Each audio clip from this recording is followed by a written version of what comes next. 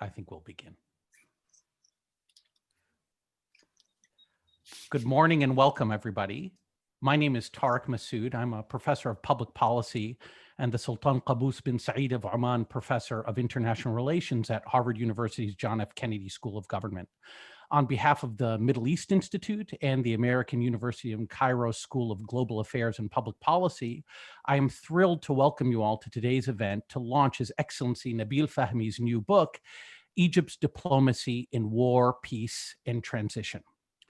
Nabil Fahmy is an extraordinary human being who's had an extraordinary career. I actually first met him in 1996 when I was a college student, and he was an advisor to Egypt's foreign minister at the time, Amr Moussa, whom I ended up interviewing. And Nabil was eloquent, urbane, sophisticated, about as far from the stereotype of an Egyptian public servant as one could imagine. And I remember being much more impressed with Nabil than with the very impressive minister himself. In the years since, I watched Nabil's career closely as he became ambassador to Japan, and then spent almost a decade, from 1999 to 2008, as Egypt's ambassador to the United States. After that stint as the emissary of the Arab world's most vital country, in the capital of the world's most powerful one, during a time of tremendous ferment, Nabil could have been forgiven for slipping into a comfortable convalescence, but he instead plunged himself into the only arena possibly more treacherous than the high-stakes domain of international diplomacy, and that is academia. In 2009, he became the founding dean of the American University in Cairo School of Global Affairs and Public Policy, a position he has held since then, except for a brief and highly consequential stint as Egypt's foreign minister, a position his own father had held 40 years before. Now, in this remarkable book that we're going to be talking about today, in which I am currently completely engrossed in reading, Nabil tells the story both of his own career and of Egypt's diplomacy over the course of the last 50 years. In this book, readers will receive not just an insider account of Egypt's foreign policy making in the Arab-Israeli peace process, the two Gulf Wars, the global war on terrorism, disputes over the Nile waters, among many other things. They will also experience the distinct pleasure of being in communion with a first-rate mind and sophisticated thinker about the theory and practice of international diplomacy. Now, to comment on Nabil's book and on the broader issues it raises, the Middle East Institute has arrayed perhaps the world's best panel that has ever been assembled on any topic at any time in history. First, I'm pleased to welcome Professor Lisa Anderson, the former Dean of Columbia University School of International and Public Affairs, the former president of the American University in Cairo, and the person whom we have to thank for recruiting Nabil into the ranks of academia.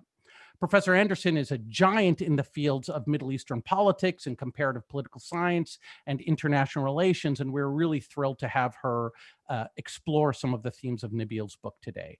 Finally, I'm pleased to welcome another giant, Dr. Paul Salem, who's the president of the Middle East Institute, and that rare scholar who can traverse with ease the fields of international relations and political philosophy, and whose writings have contributed enormously to our understanding both of power politics in the region and of the ideological currents that shape those politics. We'll organize today's proceedings as follows. First, I will invite Nabil to speak for a few minutes about the book, why he wrote it. He'll talk about what its major themes are and what we can learn from it about the prospects for progress and peace in the region. I'll then invite Lisa Anderson and Paul Salem to offer their own comments on the book.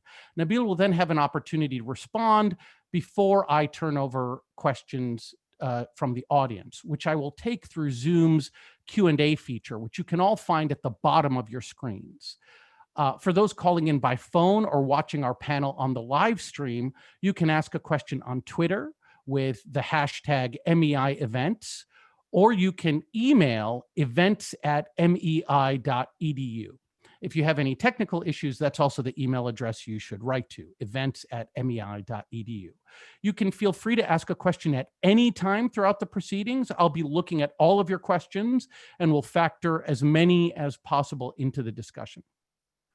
With that, let's begin. So first, let me welcome Nabil. Let me thank you, Nabil, for writing such a tremendous book and for giving of your time today. And the floor is yours, sir. Thank you, Tariq. Thank you for that very kind introduction. Great thanks also to Paul, to MEI for hosting this event. And needless to say, I have many, many different reasons. You mentioned just one of them, to thank Lisa for her friendship, support, and ideas over the years. I wrote this book for two simple reasons. Even though I became a diplomat by coincidence, when I started traveling abroad, even before that, I noticed there weren't enough Arabic voices in English language productions abroad. They were always missing. So I wanted to get the Arab voice out there to the English reader. I'm writing the Arabic version of the book now, but my first book was the English version. The second reason, out of a sense of responsibility, my generation and the one before it came into points of power or points of authority with the Middle East in a much better state of affairs than it is today. And in that sense, I felt it was important to share my experiences. Hopefully, young generations will draw some conclusions from that and make the Middle East better as we look forward. It's important to take into account in looking at the book, it's not an autobiography. I tried to stay away from my personal life, but at the very end, after I finished the content, I was told the book will remain here after you're not here. So you need to provide some context for the readers who don't know you. So I wrote the first part of the book, which is a bit personal. And again, to summarize it, I was born into, and you mentioned this, Tarek, into a family of public servants. My father was a diplomat and ultimately became foreign minister. So international affairs and or meeting high-profile people was a normal day-to-day thing. On the one hand, that made my love for international affairs very deep, even though it was not my first chosen profession. But it also made the idea of meeting somebody important or taking a position, and I say this in humility, it just made it part of what you're supposed to do rather than something that's particularly glamorous. What I try in the book is to give you my voice without talking about me more than I have to. And you get four different perspectives. One as a young adult, 67, when I was finishing high school. Secondly, as an observer of what was happening, when my father was minister before I joined the Foreign Service or government for that matter. Then as a practitioner, and finally as a principal, as foreign minister and so on. There was no particular time frame for the book, but when I finished writing, it ended up being 67 to 2017, half a century. Half a century of events that were important to Egypt's diplomacy, because I could talk about that from experience rather than as a historian. And if I dwell on the book a bit, I'm going to run through a number of conclusions. Everybody who knows anything about Egypt, and all three of you do, have heard us say hundreds of times, we are Dunya, the mother of the world in English. We don't take that literally, but in essence, we're proud of being in the center of things. Pan-Arabism was part of that history. And I start off by saying there were tectonic changes in the Middle East that changed the mindset and the politics. 1967, the war in 67 was one of them, which was the death knell of Pan-Arabism in its political sense. I don't think Pan-Arabism failed because of 67. I think it failed in the political sense because it didn't look forward and was either looked backward or was static. But 67 was sort of a very strong alarm bell, which of course came after the situation also in Yemen. If I look further on, the Iraqi invasion of Kuwait, if there was anything left in terms of Arab security cooperation, it ended with the Iraqi invasion of Kuwait. You go a little bit further, in 2003, the invasion of Iraq, which irrespective, Saddam Hussein was a bloody tyrant, but the invasion of Iraq was based on false premises, no question about that. And it led to a destabilizing of the whole region in terms of Arab versus non-Arab, with the prominence of the non-Arab voice. I think also important points mentioned in the book is that, and lessons to be drawn, is pursuing peace is always important, but sometimes you can't do it without war.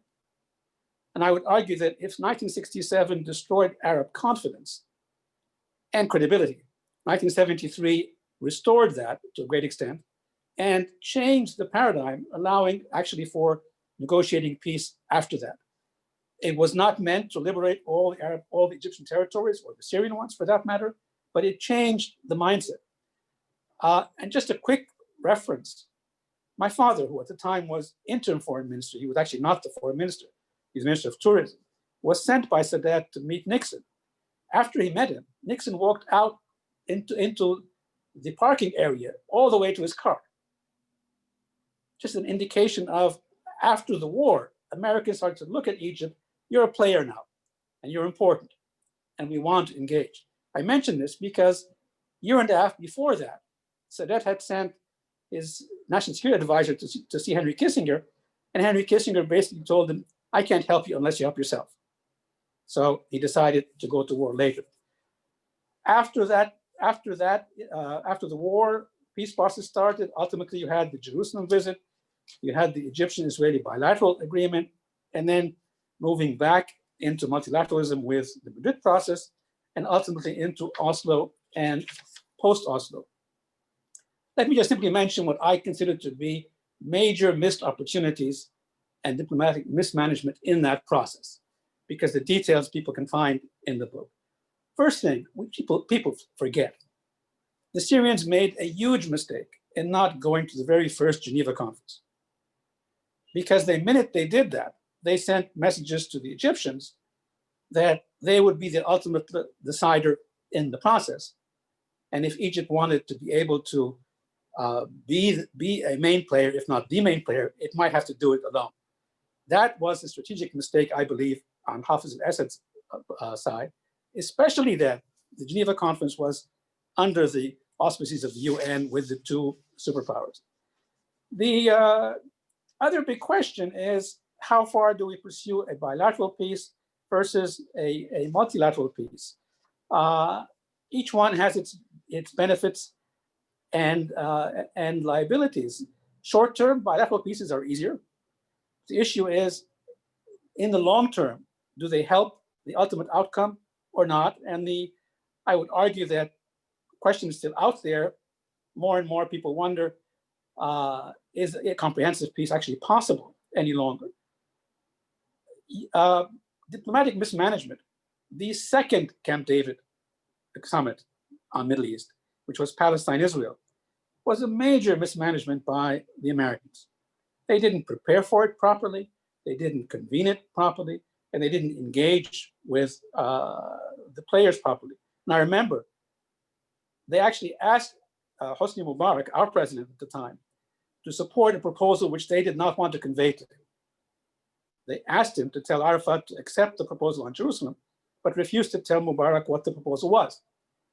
And they refused to tell him through the American ambassador. And when he phoned me, I told him, I told you what I know. So he simply said, tell them I don't give blank checks. Again, this was complete mismanagement, wrong timing, and the wrong process.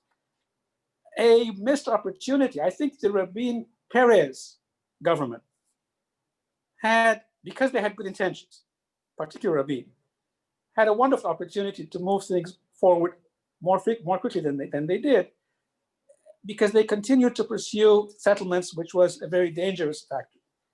And I want to make a point here. I met Rabin right after the Oslo process. Mere coincidence, we were at the Hadea Palace in Cairo, and I found myself in a room all alone with him. So I went over and said, Prime Minister, what made you decide to support Oslo? Because he was hesitant initially. And his answer was, I realized there were only so many bones to break. Again, if you want to pursue peace, you have to take difficult decisions at the right time and have the flexibility of changing your position. So I give him credit, even though he missed an opportunity first. I give him credit for realizing ultimately that things could not go through, could not continue by force, but then he was assassinated. Arab Peace Initiative, major missed opportunity by the Israelis because they didn't embrace it, and by the Arabs, they didn't promote it properly.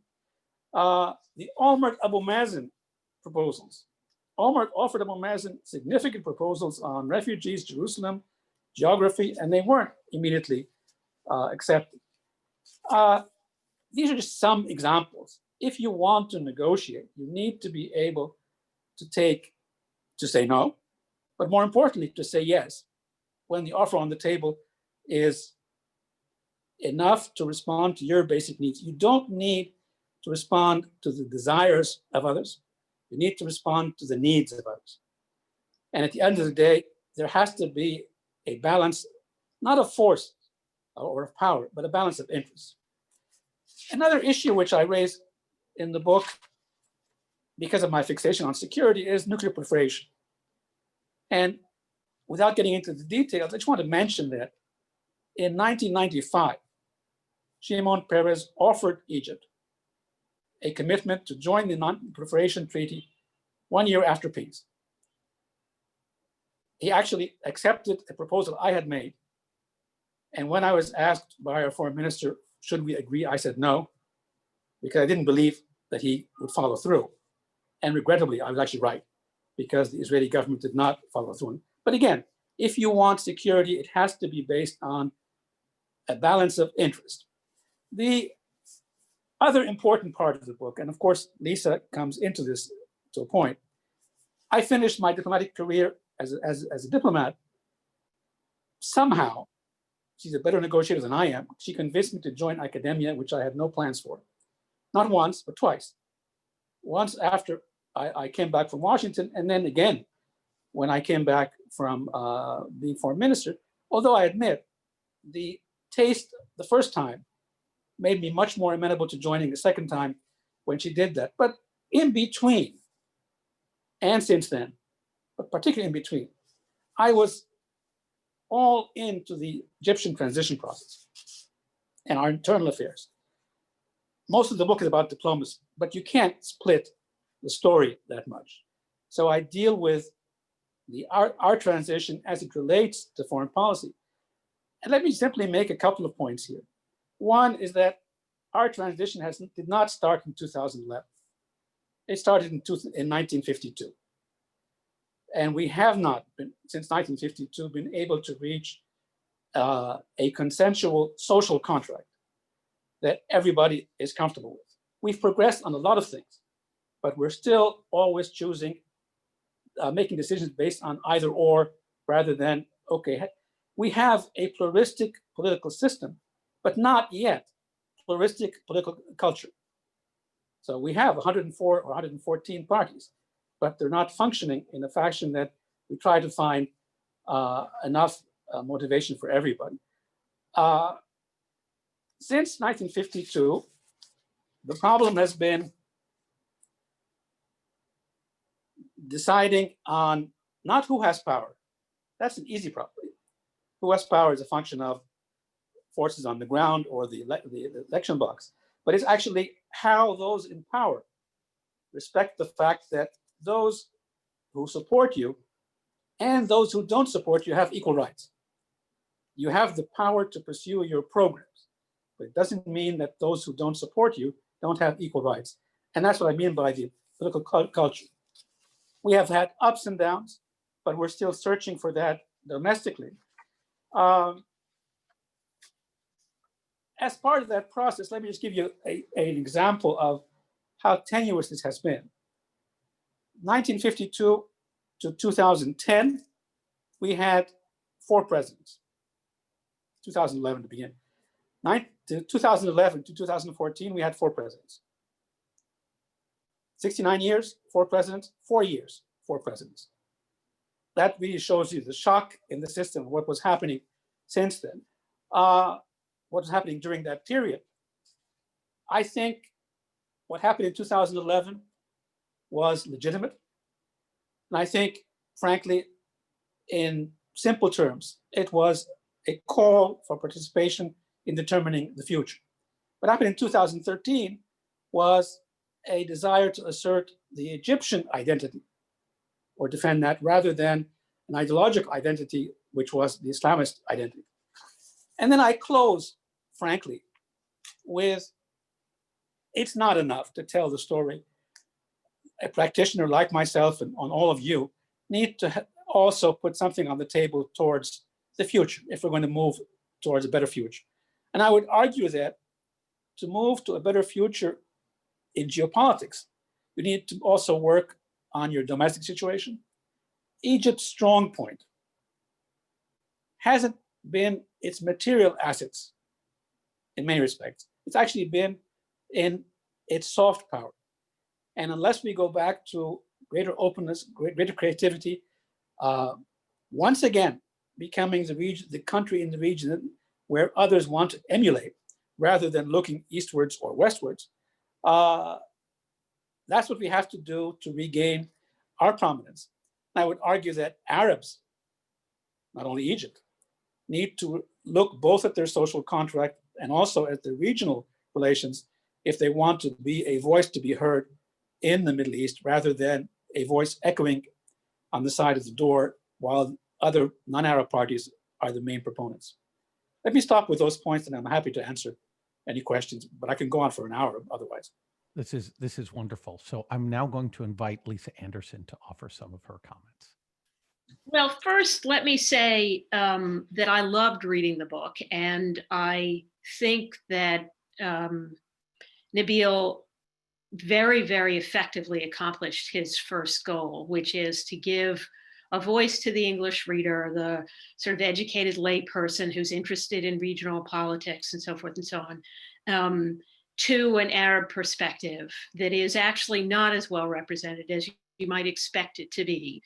And so from that perspective alone, belongs on every bookshelf about the politics and regional dynamics of the Middle East. So congratulations on that front. I just think it is fills a gap in the literature that some of us had gotten so accustomed to we'd forgotten that it was there, but it's very nice to have that available to us. The other thing I liked about the book, which I think merits a brief recognition, is that although Nabil is clearly quite critical very often both of his interlocutors and his bosses and the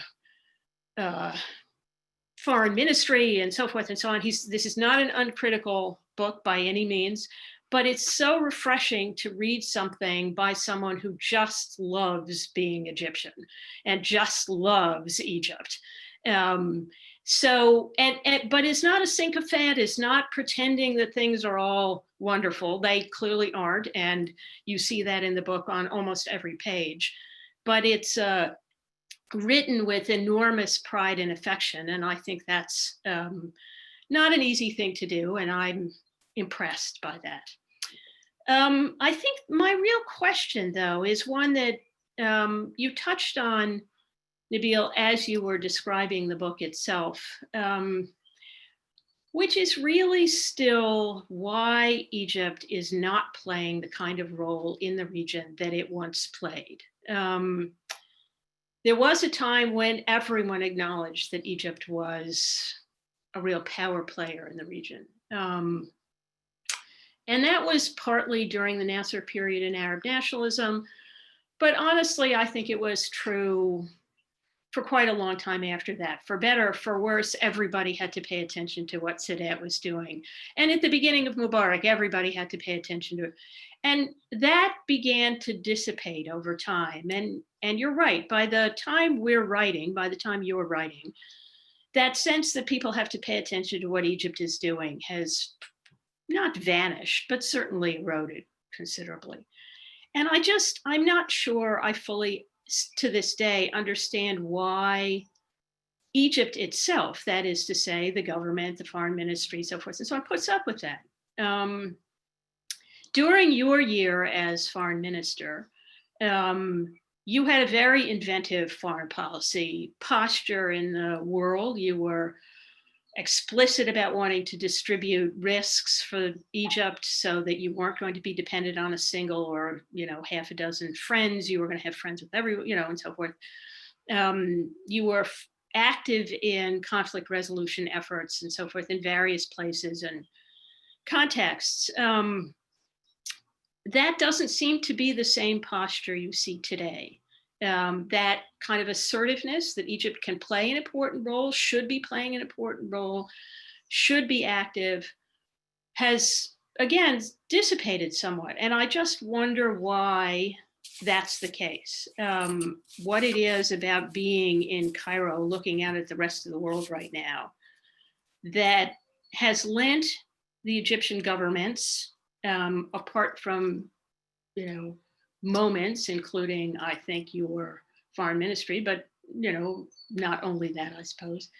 But by and large, for several decades, Egyptian governments have been very defensive, and not playing to this sense that Egypt needs to be, should be, ought to be, and would be recognized as a hugely important country in the region and globally. I just don't quite understand why that's the case, and I would welcome your reflections on that. So why don't I invite Paul to offer his comments, and then Nabil, you can respond to both of them, and then we'll open it up. Thank you, Tarek, and it's great to be in this session with Nabil and Lisa and this wonderful audience, and to be cooperating with AUC. The book is a must-read. I mean, I won't get into any of the details. As Lisa said, it should be on everybody's bookshelf who follows the modern history of the Middle East and tries to understand the region as well as Egypt. It is rich in detail. It is rich also in analysis. It's rich in looking at the past, and it's also rich at looking at the recent present and the near future. So I'm not going to get into that, but just put forward a few reflections and then a few questions to Nabil. First of all, I want to commend the action itself. It is a bit rare that Arab diplomat or politicians, let's say, or political leaders, including ministers, feel it necessary and automatic to share their political experience, and one might say what used to be considered state secrets, with the public. So I find that just writing something like this is a democratic act, and I want to commend Nabil for doing so.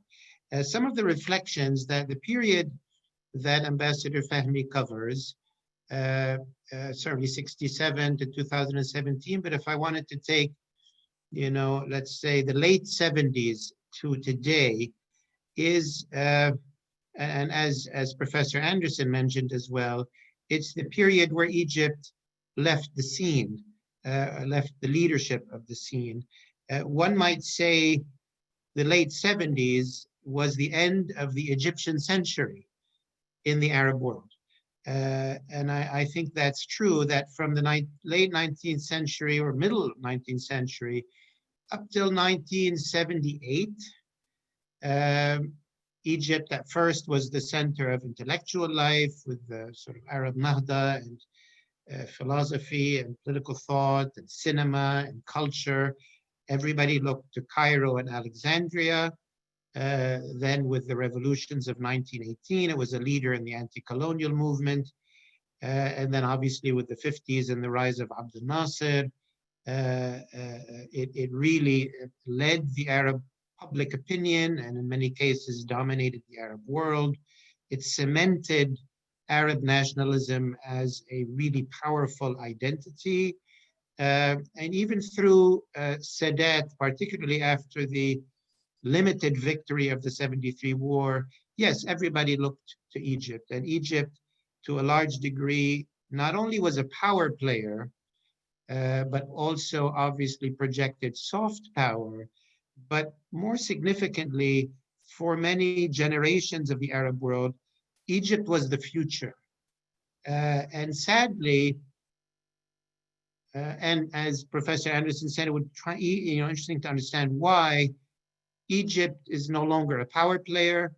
Egypt no longer has soft power, and Egypt no longer represents the future. Generations, I think they looked to it for a brief moment in the uprising of January 2011 and its detonation throughout the Arab world. It stood to regain the momentum of being the future for the Arab world, but it quickly lost it again. First in its Islamist iteration, that's not the future, and that's not what generations, I think, generally are looking for.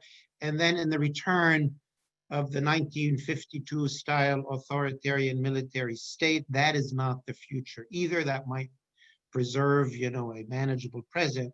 So I think when you pull back, this is a really epical moment for Egypt, or period, and a very epical moment for the Arab world, because partly with the departure of Egypt as the main engine and model, the region is no longer an Arab region. It is no longer defined by its, what you might say is its nationalist identity, and it has become dominated by sectarian identities, partly because of the actions of Iran and Saudi Arabia, and partly because of the eclipse of the role of Egypt, which remains a very sort of secular and national, either Egyptian nationalist in the latest period, but hence Egypt's departure has had disintegrating effects, certainly on the Arab region, which really I would say no longer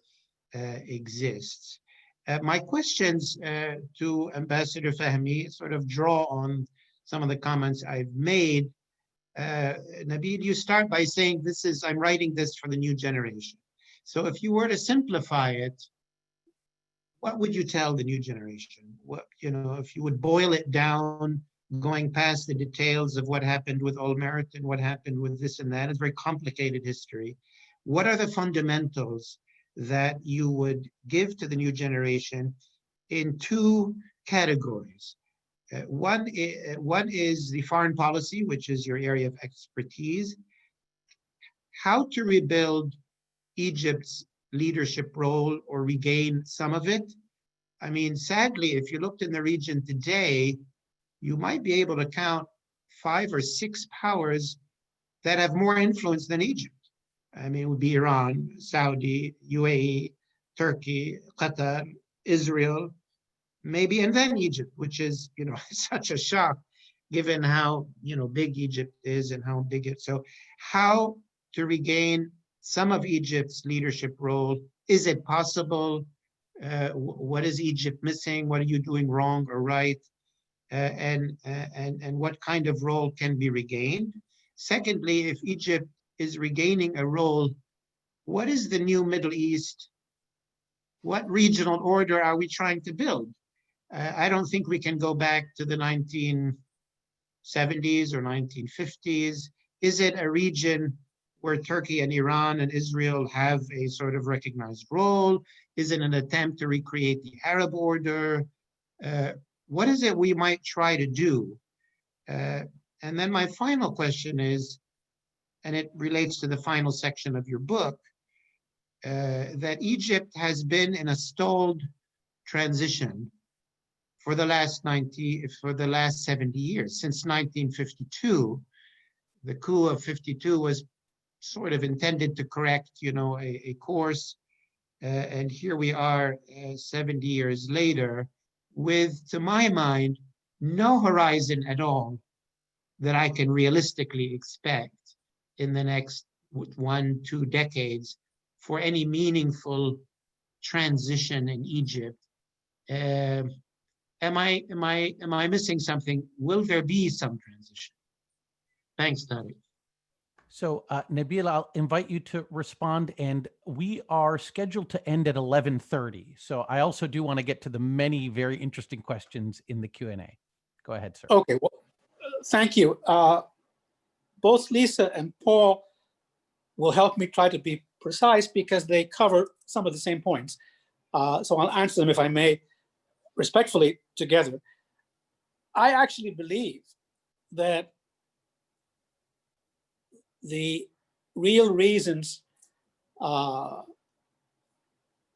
Egypt's position seems to be less than what it was in the past are the following. First of all, I don't really agree that we're not as powerful or more powerful than many others in the region, but we're probably, in relative terms, less powerful than we were in the past vis-a-vis these same countries.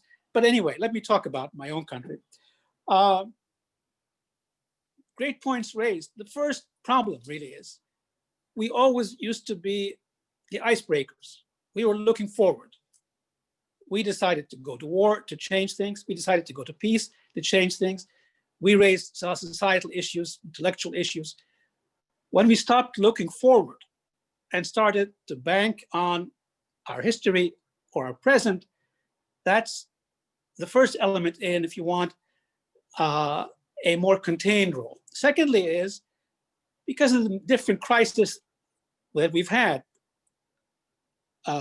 regional problems, international problems, or problems caused by our own policies now and then. The fact is we've stopped looking at ourselves policy-wise in the regional context. It was more, let's get things done around our borders and those we need around the world, but not as a regional context. So we stopped acting as a regional player before others stopped dealing with us as a regional player. We may have talked the talk, but we didn't walk the walk intellectually.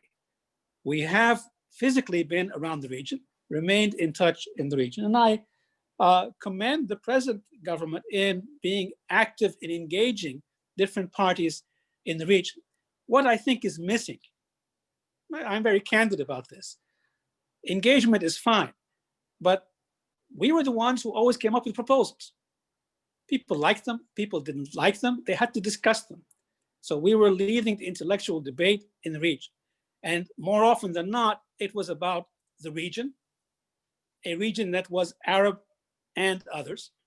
And I remember the Iranians talking to me directly and saying, the problem with you is you think the Middle East is Arab and others, when actually it's the others and the Arabs are marginal. And I said, well, that's why we disagree.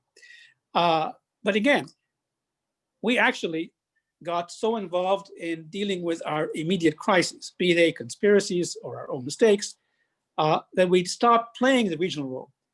We didn't look forward, we stopped playing the regional role. And I would argue that when you've had so many recent crises, you tend to self-censor yourself. Back in the late 90s, I was in New York. I remember the French ambassador coming to me and saying, who do you think you are? I said, what do you mean? He said, you act as if you're the 16th member of the Security Council, and you're not even a member of the council. Okay, ambassador, what do you mean? He said, you have proposals on anything. You come up with opinions on everything. We are still active, if I may say. And our institutions have been engaging throughout the region, but they need to be more creative intellectually. They need to look forward, take the risks of diplomacy. Diplomacy is not about making an announcement or physically being somewhere. It's also about being ready to engage intellectually in finding solutions and compromise. But I would have to add to that, and I mentioned this in the Egyptian-US component, you always have to balance your relations.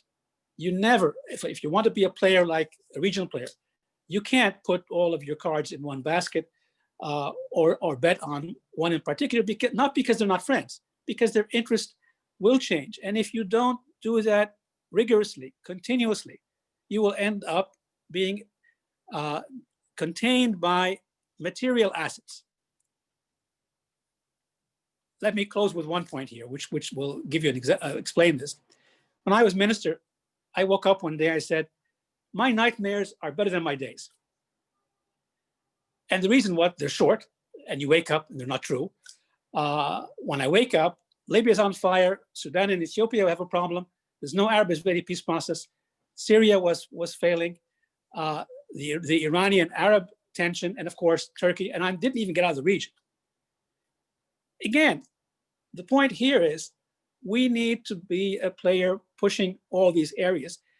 When I have problems, I don't have the physical assets to engage on this. So I accept that our physical assets may contain us a bit, but I encourage all of my colleagues not to self-restrain themselves in their intellectual assets. And I think they need to do more on that. And I do believe, and let me close by Paul's last question. I actually think we can lead a lot of the Arab world, but we can't lead them as 1+6 as we did in the past. It has to be one of 22, and it has to be an Arab world that is in the Middle East with players like Turkey, Iran, and Israel. And we have to find different arrangements to deal with each one of these. And I'm not even getting into the African and Mediterranean components, which, by the way, this looking forward regional context, the first thing I did as foreign minister was lay out a plan for what I'm going to do the whole year. First step was appoint assistant minister for regional affairs. Secondly, create a thinking group. Tell me about the future. Don't listen to me. Go away, come back in 3 months, and tell me what national security will mean in 3 months for Egypt. Not in 3 months, but looking forward for you, and so on. So again, it's all about looking for the future. And then this may have been a function of Lisa's, my training with Lisa. Okay, if we're going to look towards the future, I need to train diplomats differently from where they were, how they've been trained in the past. So we started a process there. So again, intellectual assets, looking towards the future, and then managing your day-to-day concerns reasonably, but focusing first on your region, then internationally, keeping as many cards as you can in a balanced fashion. Thank you, Nabil. I'm going to abuse my position and just kind of try to push you a little bit on something that I think emerged from this conversation with Lisa and Paul. It seems to me we're asking the wrong question, right? So one version of the question is, why isn't Egypt as influential as other countries in the region? And you correctly note that that's not the right question. And you offer an alternative question, which is, why isn't Egypt as influential as it once was? And I think that's also the wrong question, right? The right question is, why has Egypt never been as influential as it should have been? Reading this book, it's sort of like you're reminded constantly of the Melian dialogue. Egypt is this very weak player. The strong are doing what they will, and Egypt must suffer what it must. And so the question is, how can Egypt be as influential, as capable of pursuing its national interest as possible? And there's a hypothesis in the literature. So I was thinking of Jason Brownlee's book about U.S.-Egyptian relations in 2012, and he talks about the Camp David Accords. And he makes the argument that Egypt's lack of democracy and Israel's relative democracy actually put Egypt at a disadvantage. And I'm quoting from him. He says, Carter was actually able to play on Sadat's purported ability to make decisions unilaterally in the face of public opposition. Quote, because Sadat could override the objections of his fellow citizens and delegates, he could be counted on to seal the deal, whereas Begin, in contrast, could buttress his positions by invoking the Israeli electorate. So what would you say to those who argue that the real reason that Egypt is basically a policy taker and has been forever and will be is because its leaders are actually not constrained by public opinion? And that the solutions you're offering, which are, oh, we need to educate our foreign service officers to be smarter and to think bigger, aren't actually going to solve this fundamental problem. Well, I differ with that premise, Tariq, for a simple reason. Each one of our presidents up until 2011, I'll leave aside Mohammed Naguib because it was a short period, Nasser, Sadat, and Mubarak, they each had major achievements at the beginning of their tenure, but they ended up at the end with dramatic results. The reason why is, while they each had a mission, Sadat wanted to expand Egypt regionally and globally. Sorry, Nasser. Sadat wanted to move more towards modernity and the West and so on, and move away from war. And Mubarak wanted to have a more stable, centralized Egypt in the Arab world. The three of them ultimately did not end up where they would have wanted to end up because of problems of governance, problems of engagement with their own people. They had problems domestically, much more than foreign policy problems. So I would actually argue that short term, sure, strong, assertive leaders are easier and better and more efficient. But if you're looking at the history of a nation long term, if you're looking that way, you need to get engagement by your stakeholders. So you need to have a leader that has the courage to think out of the box, but the wisdom to lead the people and not to leave them away. So I don't really agree that Egypt will succeed because it has strong leadership. I'm glad it has strong leadership, but I think it will succeed even more if it has strong leadership as well as an open engagement, because we haven't been a donor in my lifetime, or actually not even my father's lifetime for that matter. We've always been an intellectual contributor, and that needs openness. And that's not only openness politically, but I'm talking about as a society. That's if I may, on the issue of youth, because I know Paul had asked about this, again, I would push youth to look at Egypt as part of a region, and I would push them to be tolerant and compassionate. Go ahead, I'm sorry.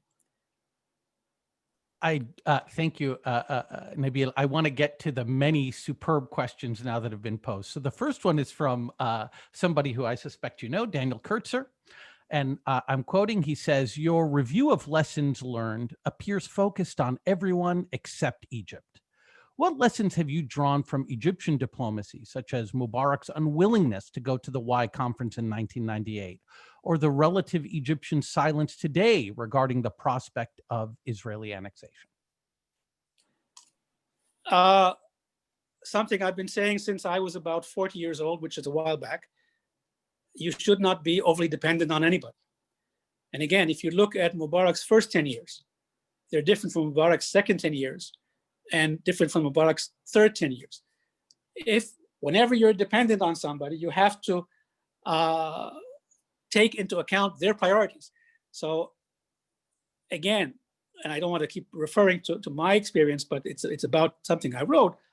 I actually believe a fundamental, important core of a successful foreign policy is keeping your ability to take decisions, grosso modo, based on your priorities. Our overdependence was the problem, on friends or foe, for that matter. Okay, so just as a follow-up to that, could you maybe speak specifically to the issue that Ambassador Kurtzer raised about Egypt's relative silence on the prospect of West Bank annexation? Several of the people in the Q&A have asked this. Well, I know we've issued a statement, at least two statements, one from the presidency and one from the foreign ministry, condemning this. I think that's very legitimate. I think our voice should be even higher than that.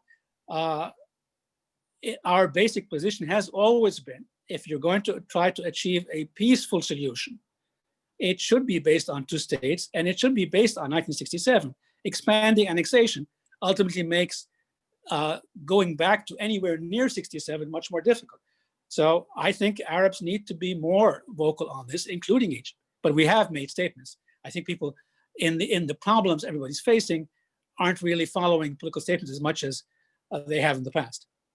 But Nabil, why aren't the Arabs more vocal on it? Again, I don't want to take you back to my nightmare scenario. I've never seen a region that's been, the Middle East, so on fire as it is now, or has been over the last 10 years. In that relationship, the priorities are, if you want, what's on fire is a priority before an even more deeper problem that may not be on fire today, but if you keep creating obstacles, will be very difficult to solve in the future. And that's what you're facing. That being said, and I've said this publicly here back home, Arabs need to be more vocal on this, need to be more forceful on this, so that we do not face consequences that are even more difficult to respond to after annexation is formally done, which I actually think that the Israelis will do, because that's what Netanyahu's position has always been, but also because I think Trump's position has encouraged that. Do you think, just to round out this annexation question, do you think that part of the reason that the Egyptian government and other governments haven't been so aggressive in pushing back against the deal of the century and the annexation plan is because the populations are exhausted, or are the populations cowed into silence? I would argue it's partially exhaustion, but before exhaustion, it's the tolerance of the frustrated, or the tolerance of the Palestinian suffering. Regrettably, in a cynical sense, people have gotten used to Palestinian suffering, which I find immoral and unacceptable. But that being said, again, I'm committed to doing something, but I have a fire on my left and a fire on my right, so that distracts you for a while. But don't forget something. Yes, people may be distracted from the Palestinian situation here and there, but ultimately it's not going away, and it will ultimately come back and bite us all very severely if we don't deal with that. But even more importantly, what really bothers me is we were so close. We were so close on the Palestinian-Israeli agreement. We were so close on the Syrian-Israeli agreement. We missed the opportunity because we were looking at balance of power rather than a balance of interest that is much more sustainable.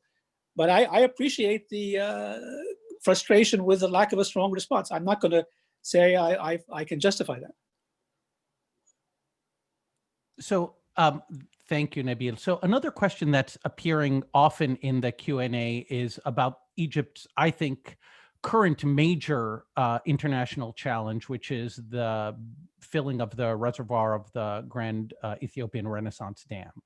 And I would like to see how you respond to the claim that this represents the greatest and most consequential abject failure of Egyptian foreign policy over the last 50 years. That that the fact that Ethiopia is able to do this, to choke the source of Egypt's waters, is the greatest challenge and the greatest failure Egypt has ever faced. And A, is that right? And B, when would you date that to? Would you date it to, the last 50 years, or would you say it's a much, like Egypt's president has said, it's a function of recent political instability in Egypt that created opportunities for the Ethiopians to do this? I'm not going to get into describing it either as the greatest or a little bit less than the greatest problem. It is a major problem and a major mistake. But I would argue, again, it's a major mistake because we got so relaxed in dealing in today's reality rather than looking forward. I actually think that this problem could have been handled better back in the early 80s. Our relations with the Africans were okay. I mean, at the same time, there wasn't real tension, and we still had a voice in Africa that we're regaining now. Had we then suggested, let's have cooperative measures to preserve water, share water, build dams, generate electricity and development, looking forward rather than backward, I think we would have had a better package put forward. The other point I'd make is, again, why did I say regional when I was first appointed? Because war and peace is about the region. We're not going to fight Russia or America or China. Our peace and war is all about our region. Therefore, we needed to focus more. After the attempt to assassinate President Mubarak, we basically withdrew the focus on Africa. And let me just make a point here. I traveled in Africa extensively. And one of the recurrent comments from presidents were, you're one of the first Egyptians to talk to us about the future rather than the past. You don't start off by telling us we did this for you and we did this for you. And well, I know we did all that, but I don't have to repeat it. But I really want to look at the future. And I said this because I represent 70% of our population that are young.